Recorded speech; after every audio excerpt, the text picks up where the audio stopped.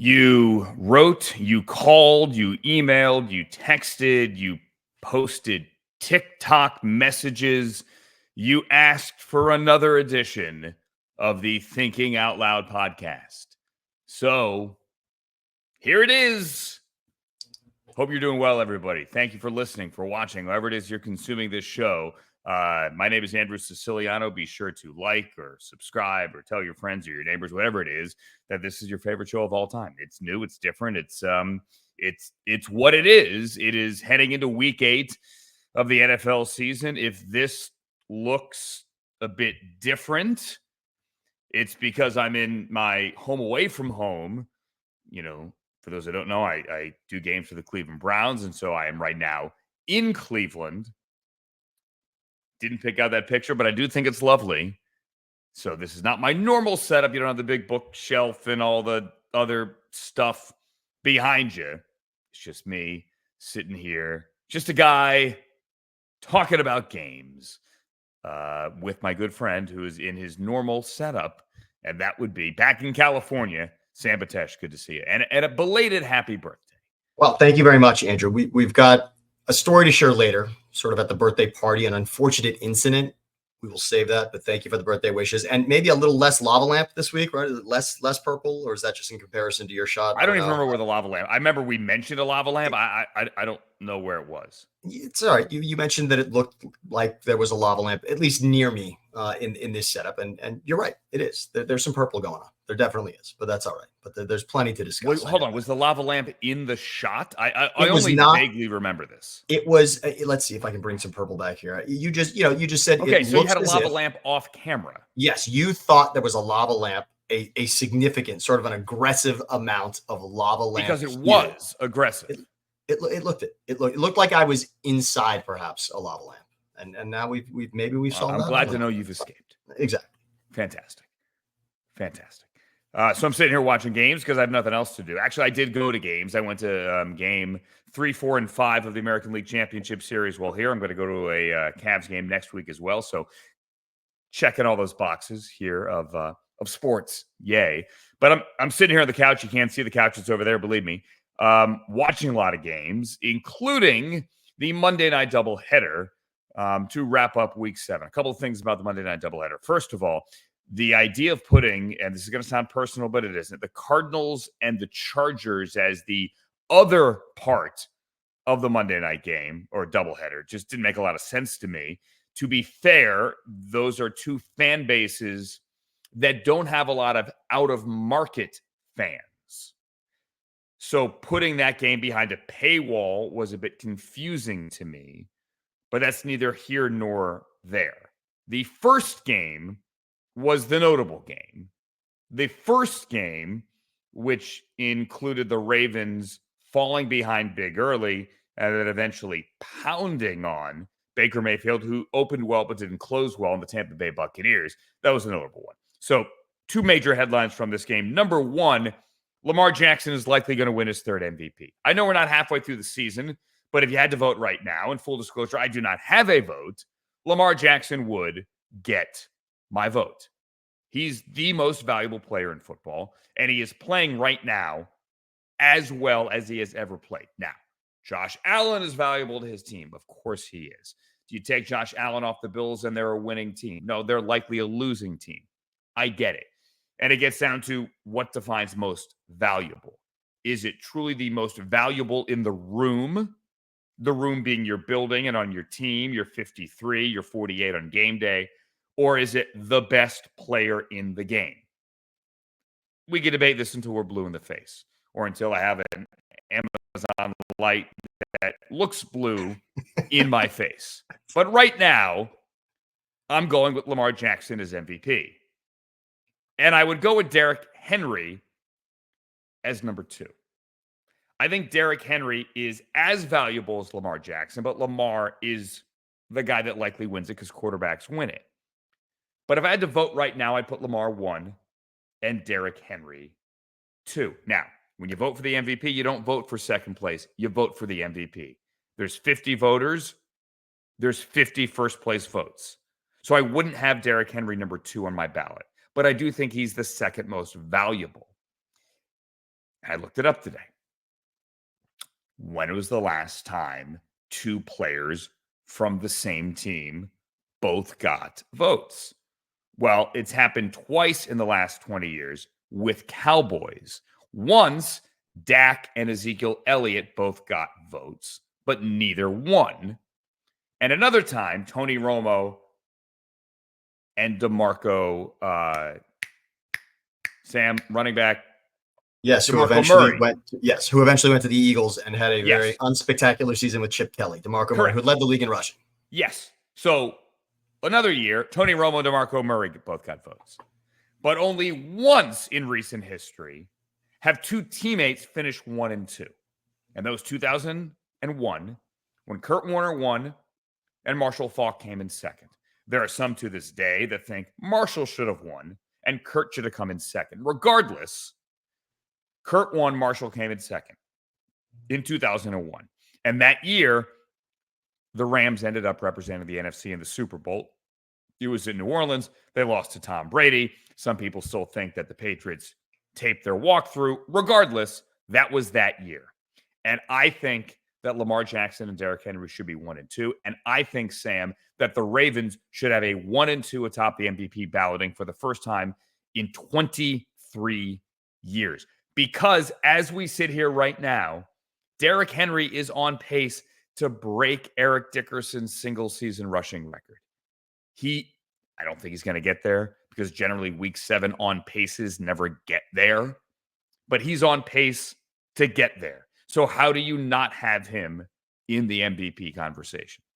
Well, Andrew, definitely in the conversation. And even if the conversation is only happening right here and you're having it, again, the history of it is fascinating, going back to the greatest show on turf. Watching the Ravens, it is incredible. At moments, it looks as if Derrick Henry's the best player in the world. And then Lamar Jackson, one play later, does something and you realize, oh, no, there's the best player in the world. I'll say this much. To say they're 1 and 2 right now for you, and you're making a great argument, is difficult only because the quiet part of this season, the most quiet part of this season to me, is what the Chiefs are doing at 6-0. And so much of it is not happening offensively. And I just feel as if Patrick Mahomes still is so worthy of MVP candidacy. He could be MVP every year. And that's the funny thing. You can retire the award and give it to him every year. It's one of those Michael Jordan conversations that people have, right? That you look back, in other words, at the end of an era, you look back and you say, wow, he only won MVP that many times. And then you go back and it's NBA Finals MVP, NBA Finals MVP, NBA Finals MVP. And same with Mahomes, because you're going to have Super Bowl MVP, and yet regular season MVP is going to feel like that cabinet should be more full, and it's not. But they're also winning with defense this year. They are right now, although the play of the game without question in their win against the 49ers on Sunday was absolutely Mahomes running down the he's good. Of course he's good. You can win it. Like I said, he can win it every year. But how about this? San Francisco 49er quarterbacks under Kyle Shanahan have a passer rating of 99 against the league. They have a passer rating of 75 against Steve Spagnuolo defenses. There you go. They're winning with their defense and the best quarterback in football. Which helps. And so I only wanted to say that before asking you an important question about this specific part about teammates. Is it going to be, and 10 weeks left, of course, is it going to hurt the candidacy of both of them that they are on the same team? In other words, is one going to steal votes from the other? Is someone going to say, because again, that word valuable is so difficult, right? Because now you're saying, well, he had the help of Derrick Henry. Oh, well, but his quarterback is Lamar Jackson. My question is, you took the best rushing team in football and added Derrick Henry, which, by the way, seems like an amazing cheat code for the entire league. I mean, it just feels like, how could the Ravens be the team that got Derrick Henry? It just, you watch it every week. I said this to someone else.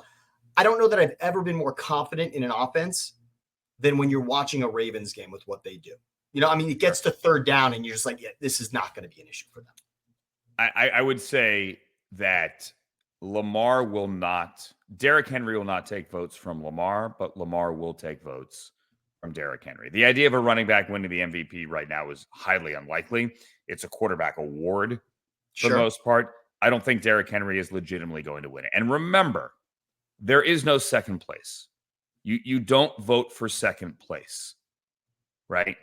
You only vote for first place. It's like the old thing, well, how has Russell Wilson never gotten an MVP vote? Because you only vote for first place. You don't put him second or third on your ballot. It's why he's never gotten a vote. Now, DeMarco Murray has gotten a vote. Others have gotten votes. But no, I don't think Derrick Henry is legitimately going to win. I think Lamar is going to win because I think Lamar is the best player in football and he's playing as well as he's ever played. And I want to I want to play this play again for everyone, just because it is this play against the Bengals, the second touchdown to Isaiah Likely, where Lamar drops the ball, gets it up, puts Sam. I said at the time, it's the best play I've ever seen. It's just the greatest thing I've ever seen. I don't even know that in any other sport I've ever seen something more impressive than the totality of this play, because the amount of things that have to happen before he even throws the ball is so ridiculous. It's so unlike anyone else to be able to make this play, including dribbling the snap in the first place. But just wow, I just wanted that.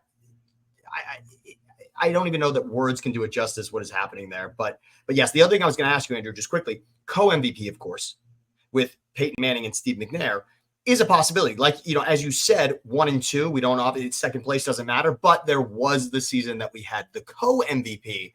So maybe that's even a little bit of the conversation. And it seems ridiculous that teammates would be, but maybe that even makes more sense, that teammates would get the co-MVP. If they ended up as the 1 seed overall, best record in the league, perhaps, maybe it's worth consideration that a co-MVP for Derrick and Lamar would actually make the most sense. Yeah, I mean, a little bit. I could see that as well. And I think really the only one that's going to take votes away from Lamar is Josh Allen. Josh Allen, to me, is the one that's in the running. Yeah, Mahomes as well. Please don't get me wrong. And I'm not trying to be dismissive of the season he's having. It's a great season. He's Patrick Mahomes. But I would make the argument right now that Derrick Henry is just as important. And by the way, this whole thing about the Cowboys couldn't afford him, anybody could have afforded him. There's 10 million guaranteed roughly on his contract, whatever it is. Maybe it's 12. It's 12 million. The number is this. Here's all you have to know. Of all the guarantees for running backs right now in the NFL, there are 9 running backs with larger guarantees over the length of their deals than Derrick Henry. Now, as we record this on Tuesday evening, Alvin Kamara just got a new deal. So maybe it's 10 with larger guarantees. But when he took the field on Monday night, there were 9 running backs that had larger guarantees than Derrick Henry. So if any team, your favorite team, says we couldn't afford Derrick Henry, chances are that's not true. Other teams have cap limitations. Other teams have long-term deals that have to be done for the guys on their roster. I get it, but you could have made it work. The other side of the equation on Monday night in Tampa, the Buccaneers, Baker Mayfield started great. Mike Evans got his 100th career receiving touchdown. Beautiful, beautiful ball. And then a beautiful ball to the back of the end zone where he almost got 101 where his hamstring blew. Now, he was suspect coming into the game. He fought through it. He played. Maybe he shouldn't have. Hindsight's 2020. His hamstring went, and he is now going to be multiple weeks and likely not back for the Buccaneers until after their bye. Late in the game is when everything really turned. The Buccaneers got a touchdown. They were down 3 scores, got a touchdown, got an onside kick. Now they're down 10. They're out of timeouts. It's under a minute. They're not going to win. They need a miracle. They need a touchdown, another onside kick recovery, and then another score. And then Chris Godwin broke his ankle. ABC ESPN didn't show it a second time because it was that bad. You saw the live look, and if you saw it live, you saw that Chris Godwin on his stomach had his foot pointing to the left. It's not supposed to happen. It was awful. It was horrible.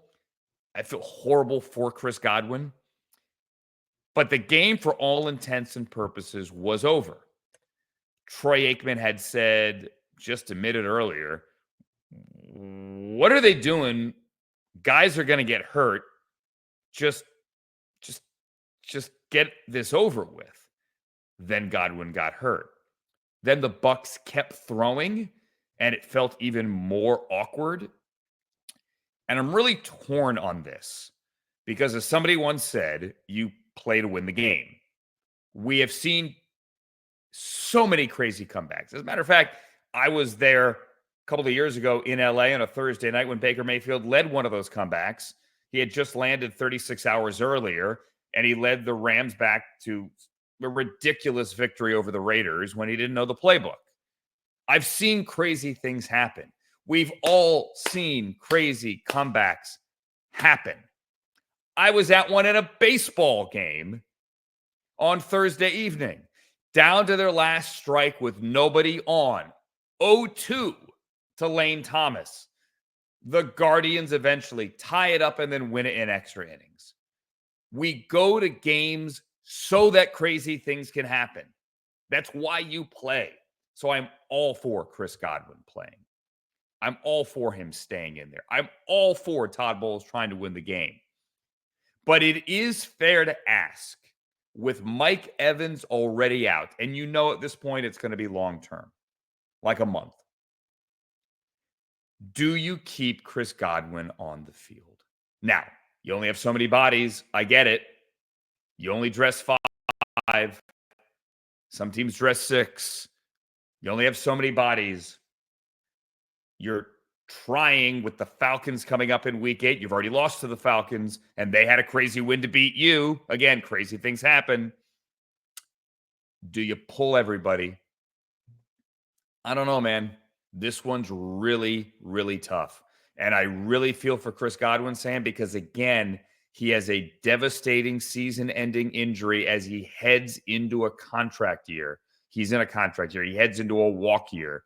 It happened again. And the Buccaneers, honestly, their long-term future, like long-term this year, took a major hit because Mike Evans will come back, but I don't know that they're beating the Falcons next week without both of them.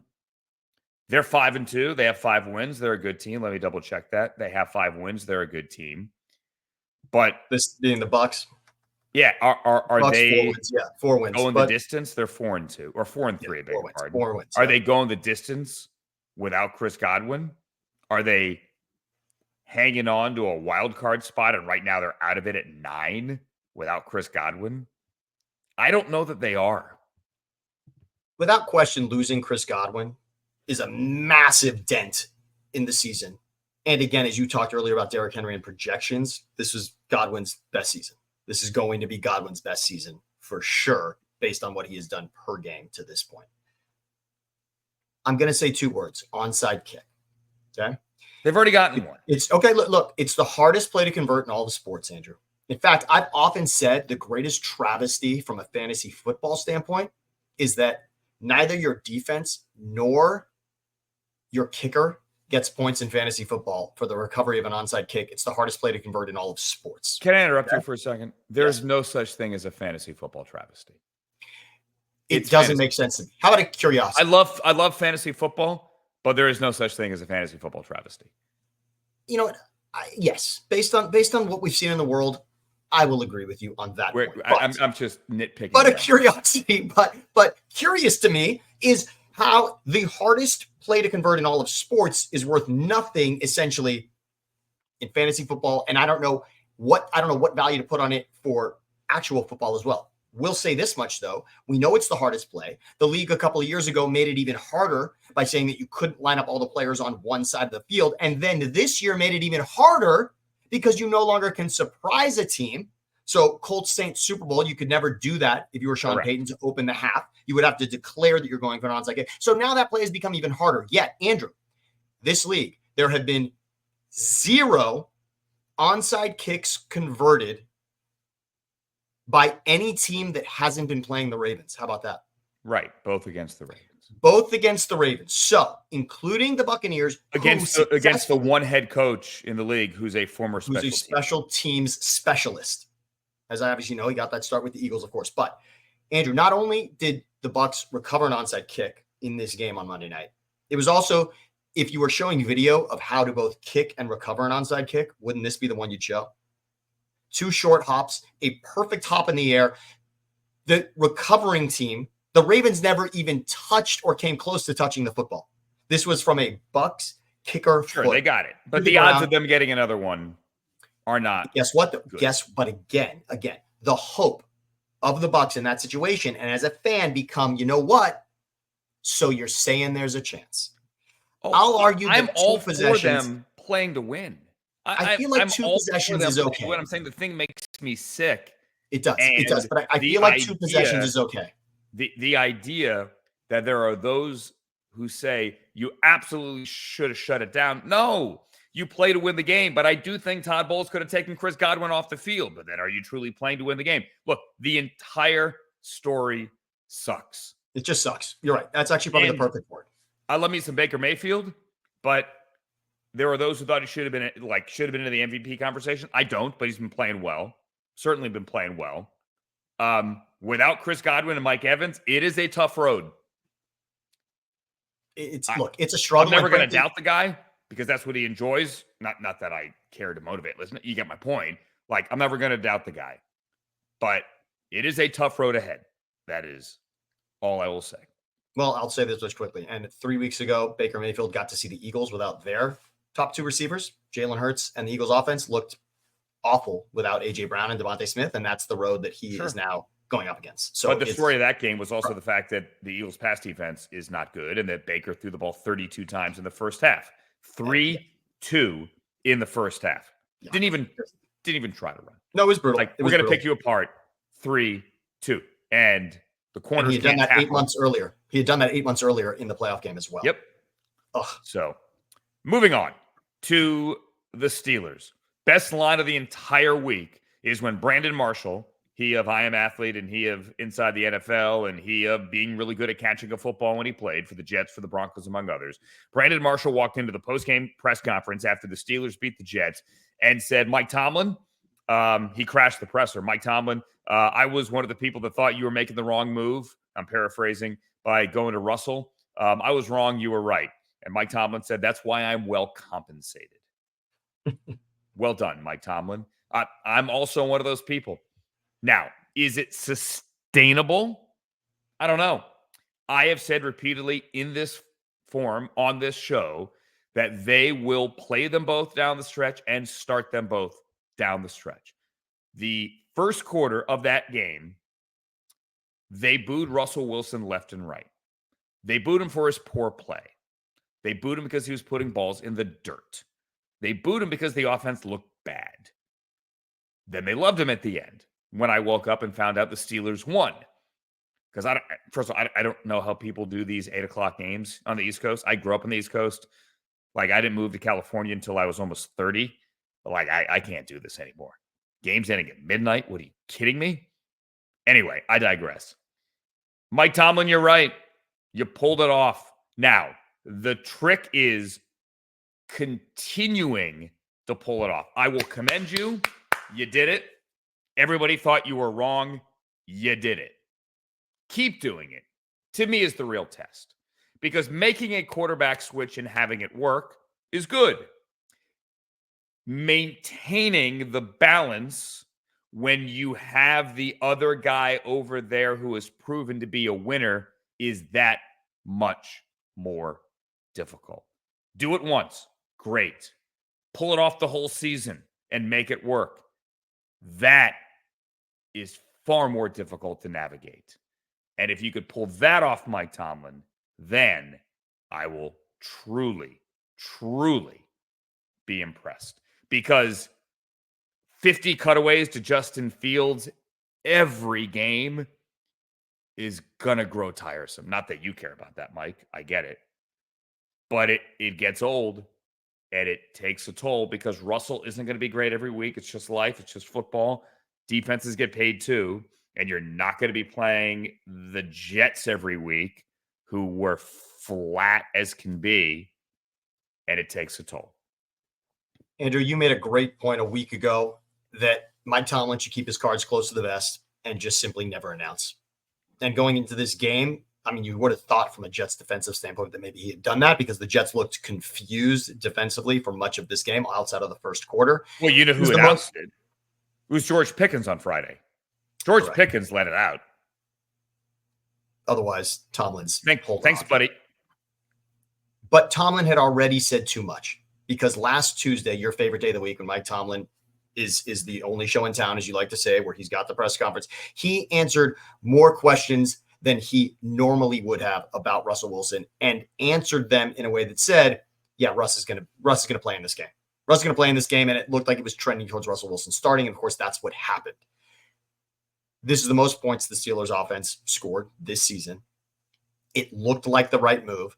Neither one of us thought necessarily it was going to be that. We didn't think it was outrageous, but Justin Fields had proven that he could lead this team. The Steelers are better with both of these quarterbacks, we can now say, period. That's it. We can simply say that. We can also say that Russell Wilson, by the way, never had a game like this for the Broncos. Never had a game like that for the Broncos, which is incredible considering the offensive coaches that he had there and what we thought was going to happen in Denver. You're talking statistically. He won some games for the Broncos. It's not as if he never won a game. But I get what you're saying. Like this. It just didn't. It was surprising. Sure. It was surprising. I would say the Steelers are better than we thought. This proved it. And now having both of these quarterbacks, because it was a shock. To me, still the Steelers' record is a shock. It's still a shock that they are in contention for this division at this point with those quarterbacks. And of course, none of us thought Justin Fields would start the season the way that he did. The Steelers are who I thought they were a week ago. This week didn't do much for me other than the congratulations, Mike Tomlin. You were right. You were totally right. And this is what I thought you were going to be before the season began. And that is, you have two quarterbacks, you're going to use them both. Now, what was surprising is that they didn't roll out Justin Fields in a red zone situation, something like that, a goal line, a 4th and 1. They didn't necessarily have to. They'll hold those cards close to the vest for later. And as for the Jets, just a final thought on them. Late last year, when there was talk of Aaron Rodgers coming back in December, the speed bridge, Dr. Neil Elitrosh surgery on the Achilles could maybe, if there was something to play for, get him back around Christmas. I made the joke that they don't need him to move around. They could do what Foo Fighters did with Dave Grohl and just get a giant throne and put Aaron Rodgers in said throne. And as long as you could protect that throne, he could sit on that throne and throw it. That's all you needed. Make him Dave Grohl, put him 7 yards deep. He can read the defense. Everything's in shotgun, and he can throw. The Aaron Rodgers that I saw on Sunday night against the Steelers is not that guy. He looks old. He made a bad decision on the pick. He owned it. Didn't blame the wide receiver this time. He doesn't move as well. The arm doesn't look like it has the same electricity that it used to have now. He still makes some amazing throws. His ball placement, his reading of a defense is still better than anyone out there, right? He had that ball in week 6 in which the defender, the linebacker, was in chase position, and he kind of snuck it around his right hip. I mean, that was as sick a throw as you'll see this year, other than Lamar against the Bengals. You get my point. He still has it, but not consistently, and the Jets look dead. Garrett Wilson's body language, bad. Devontae Adams dropped the first pass of the game. You're in primetime. You live for these moments. I mean, we're getting the band back together. Devontae's here. Hassan Reddick is coming next week, and bam, we are back. We are back, and they're booing Russell Wilson in the first quarter in Pittsburgh. And then you're flat. And Aaron Rodgers says you're flat. So now what? Yes, they can still make a run for a wild card. Of course they can. The season isn't even halfway over. Of course they can. Plenty of teams can go on a run. There are going to be teams that make the playoffs that, when you look at the standings right now, aren't even in the conversation. They're not. The Niners are 3-4. They're the 12th seed in the NFC. They make the playoffs right now. Would anybody be surprised? No, nobody would be surprised. The Jets are 2-5. Can they make a run? I mean, it's a tough road. But yes, I firmly believe that they can make a run.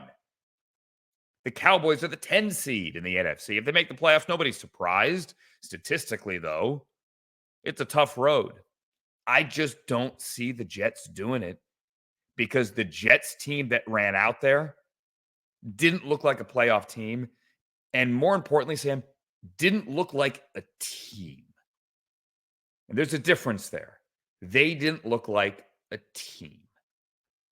You know, Andrew, after the game, Rodgers looked as defeated as I've seen him since the NFC Championship game when Matt LaFleur didn't let him pass on 4th down. I believe that was the play, right? Or no, they didn't go for it on 4th down. Sorry. They decided they opted for the field goal there instead of Rodgers to go for it on 4th down. And the NFC Championship didn't get the ball back from the Niners. And Rodgers looked, I mean, after that game, it was really a moment between the two of them where you could tell that was sort of the end of it all. And of course, the argument once it didn't work was Rodgers should have been given one last chance on 4th down to make a play and win that game. He looked that defeated. And I thought it was because he had his guy, whether he was in charge of Saleh being out or not. They felt like they were close the week before. They felt like Ulbrich maybe, you know, it was, and they obviously were running the ball more. And Brees looked great in this game on Sunday night as well. He was defeated again, probably because he knows, I mean, at the end of the day, the interceptions, they're on his ledger. And those were key to the game. And even though, of course, Garrett Wilson, it looked like, didn't give one up. I mean, again, the defender did tip that right before it hit Wilson, but still, it looked like Wilson gave that ball away. But what Rodgers said was, we need something to happen. We need something in the culture to change. And he said, and I'm trying to lead, but we need something in the culture to change. The problem with that statement is it runs through him. I mean, culture, when you're the quarterback of a team, sits largely on your shoulders. It sits largely and squarely on your shoulders. And he then said, we were excited, and then the game started, and we were flat. That doesn't make sense to me at all. You said it's Sunday Night Football, Reddick on the way, Adams in the building, coming off a game where you thought you could have or should have. I mean, this is a team that was at least trending. That Monday night game was down to the wire despite 2 missed kicks. I mean, that is a game they could have won. The week before, they could have beaten the Vikings in London. I mean, this team looked like it was on the verge. Rodgers, after the game, looked defeated. I'm talking end of a season final press conference defeated. Yeah. That's how miserable he looked. And that's what's shocking because he's smart enough to have been through enough of these, like you said, halfway point, smart enough to say, no big deal. The look on his face did not say, no big deal. Not in this one. Let me tell you, I am all for more access. I am. Like, I watch Aaron on Pat McAfee. A couple of years ago, when Aaron really kind of became this open guy, like the guy that truly wants to just unload any and everything on his mind, I would be watching his Wednesday, Thursday, whatever day he spoke in Green Bay, press conferences in our newsroom in NFL Network. And I said, I went to one of our bosses and said, like, this is the best stuff on TV. Truly. This is pre-COVID, pre a lot of different things in this world. Like, we need to, we could make this a show. You could take Aaron Rodgers' presser with his jousting with the Green Bay media, and having interviewed Aaron, like, if you challenge him, he wants that. You'll get a good conversation. Because Aaron certainly has an air of arrogance to him. He wants to show you everything he's read and everything he thinks he knows or believes. But if you challenge him, those are the conversations he truly enjoys. And he would do that with the Green Bay media, mostly about football. And I said, we should make this a show. Obviously, we never made this a show. But Aaron going on McAfee every week, I can't imagine goes over well in the locker room when you're not winning. Not that people are whispering, going that, calling them names. But do you need to hear your quarterback every week saying out loud what he said on the podium and repackaging it again? He's not the only quarterback that does a weekly interview somewhere. Like, plenty of quarterbacks have local radio shows where they come on for 10 minutes. Like, I get it. It just always takes on a life of its own. And remember, Aaron Rodgers last year, after the season ended, did his goodbye presser, as all the quarterbacks do generally. and said, next year, we've got to flush the BS. Next year, like, we got to focus on football only. And then someone asked him a question, and he said, I'll address that tomorrow on Pat McAfee. Excuse me? That actually happened. So, which is it? And the other part of it, too, is you can't tell me you can't react to the coaching fire, the coach firing, and say, hey, I got no influence. And then a week later, they trade for your best buddy, who, look, is a good weapon, and it's a decent trade. That's fine. But then go, I have no influence, because you do. Now, you probably have more influence pushing to get a player acquired than you would a coach fired, but you clearly do have influence. It's hard to have it both ways. I'll pull back the curtain here. I did an event, Sam, with Myles Garrett. I'm not talking out of school here, yesterday in Cleveland. And we're talking about the Cavaliers because Myles is a part owner of the Cavaliers. And Cavaliers home opener is coming up on Friday. Their opener is their normal opener is Wednesday on the road in Detroit. We're talking about the ownership and what's that like. And I said, have you ever sent a text or picked up the phone going, we should do this or we should go get that guy? And he was like, no. He goes, I don't do it there and I don't do it here, meaning with the Browns. Like, that's not my job, right? And it isn't, obviously. Aaron Rodgers, veteran, much different. 40, not 28 or 29, much different. But when you say, I have no influence, and then they trade for your best friend, you can't have it both ways. And you know what? This is, you're hearkening it to basketball. The most similar here would be LeBron James. I mean, this is really the knock on LeBron. Sure. Is that LeBron doesn't making those moves? No, he doesn't. And there's a little more on social media from LeBron than from Rodgers. Rodgers uses McAfee that way. It's a 12-man roster. The NBA is run differently. Players get coaches fired in the NBA every other night. Yes. Coaches of the year. It's different. Yes. It's a different league. Yes. But nonetheless, Aaron is making moves, and I had the McAfee thing is interesting. And look, Tom Brady for years was on EEI, right? Tom Brady had the weekly until they made fun of his kid. But he was always positive, I would say. Can I pull back the curtain on that one? Yes. So years ago, I'm in New England covering the Patriots. Was it in season? I don't remember. It might have been training camp. I honestly don't remember. But I was in the press room in Foxborough and was talking with someone of the Patriots about, because I think Brady maybe it was during his suspension, right? So I can't remember what it was. Maybe he was injured. Well, and I said something like, Ali hit that year, and then there was the Deflategate, right? Those were the two. Yeah, I don't remember what it was. All I remember is that there was an issue where somebody else was starting that week. Okay. And I said, what's it? I go, how's that going to sound when so I mentioned something about the radio show, and this person of the Patriots said, oh, well, insert quarterback here would be on the show tomorrow.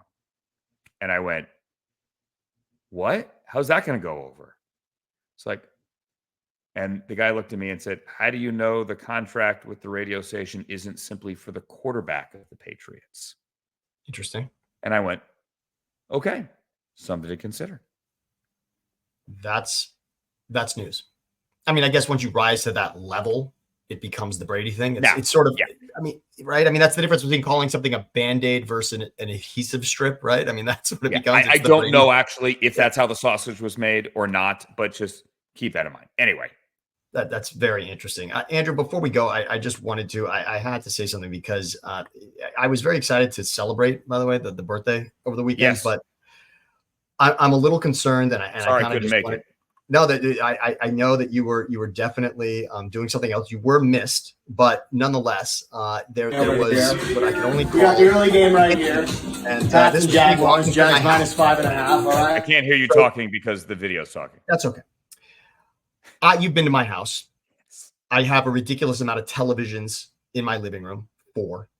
There was another television outside that we had mounted 5. I then set up another 2 outside as well, and there was one in the bedroom. So while the game in London was on, we still then had 7 TVs, 8 total TVs to watch all of the games on Sunday to really celebrate what is an NFL Sunday. All right. So we were ridiculously aggressive.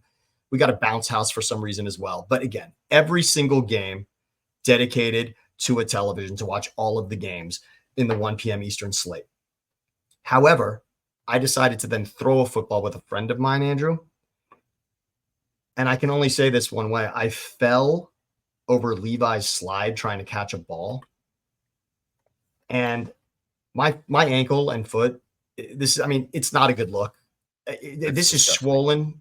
I mean, for those that aren't watching this, why is that on the screen? If I told you this was a cadaver, if this was the leg from a cadaver, I have done that to my foot. I have been in a walking boot multiple times. Why is that on the screen? Is this a high ankle sprain, or I think it's low? I don't think it's high. First of all, you need to get that checked out. I should go. Right? Should I get medical attention here? It did not feel well. First of all, you should take it off the screen. Okay. Well, now, okay. For purposes of just everyone watching, this is not the Rex Ryan podcast. Take it off the screen. It's bad, right? It's bad. Okay. Number 1. Number 2, you should not be putting weight on that. Okay. Are you putting weight on that?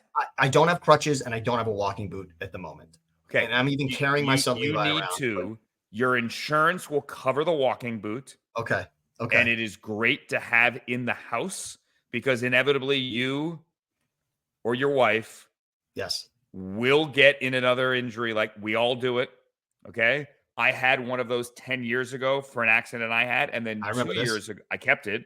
I was running and I rolled my ankle off a curb, right? Like you're coming down, you land on someone's foot, getting a rebound, like that. And I'm glad I had the walking boot. You need to get that checked out. Okay. Elevate, heat ice.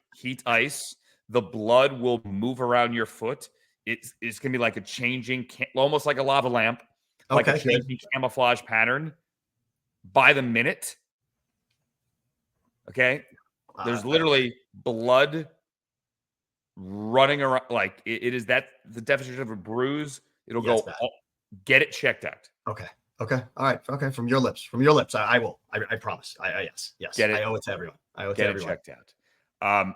My laptop's about to run out of a charge. So this is now the end of the show. But next week, an update on Sam's foot without a picture. I promise.